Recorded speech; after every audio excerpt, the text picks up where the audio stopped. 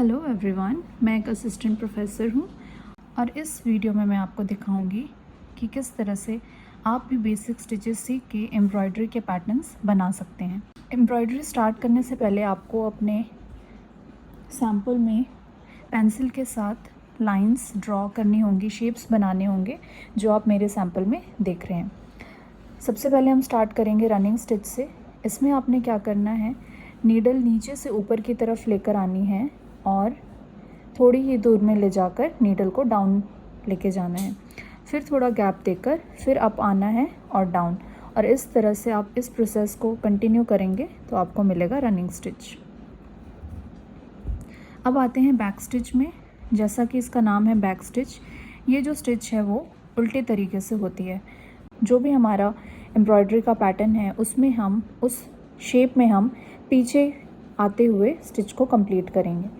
इस तरीके से हम नीडल को अप लेकर आएंगे और पीछे की डायरेक्शन में डाउन लेकर जाएंगे, और इसी को अगर हम कंटिन्यू करेंगे तो ये बनेगा बैक स्टिच। फिर हम आते हैं चेन स्टिच पर। इस स्टिच में एक लूप बनता है और उसी लूप से एक नया लूप क्रिएट होता है। इस स्टिच को हम कहते हैं चेन स्टिच। इस तरीके से आप नीडल अप लेकर जाएंगे और इसका एक लूप बनाकर जहाँ से नीडल अप लेकर आए हो वहीं पे डाउन जाकर उस लूप को क्लोज़ करना है, और फिर से यही सेम प्रोसेस फॉलो करने पे आपको मिलेगा चेन स्टिच। नेक्स्ट है क्रॉस स्टिच। अब आपको नाम से ही पता लग रहा है कि इसमें हमने क्रॉस बनाने हैं। पहला जो स्टिच है, नीडल अप लेकर आएंगे और डायगोनल में हम उसे लेकर जाएंगे, और डायगोनल में जब लेकर गए तो वहाँ से हम डाउन करके फिर अप आएंगे और दूसरी साइड उसको डायगोनल में डाउन लेकर जाएंगे। इसी को अगर आप फॉलो करेंगे तो बनेगा क्रॉस स्टिच। अब हम आते हैं फ्रेंच नॉट की तरफ। इसमें आपने नीडल अप लेकर आनी है और धागे को 3 बार नीडल पे लपेटना है। जितना ज़्यादा धागा आप नीडल पे घुमाएंगे उतना जो थिक है ये फ्रेंच नॉट बनेगा। स्टेम स्टिच की बात करें तो आपको नीडल अप लेकर आनी है और फिर कुछ दूरी में जाकर डाउन लेकर जाना है। ये जो स्टिच आएगा इसके मिडिल पॉइंट से आपने दूसरी स्टिच स्टार्ट करनी है, और इसी तरीके से हर स्टिच के मिडिल पॉइंट से जब हम नया स्टिच लेकर क्लोज़ करेंगे तो हमें मिलेगा स्टेम स्टिच।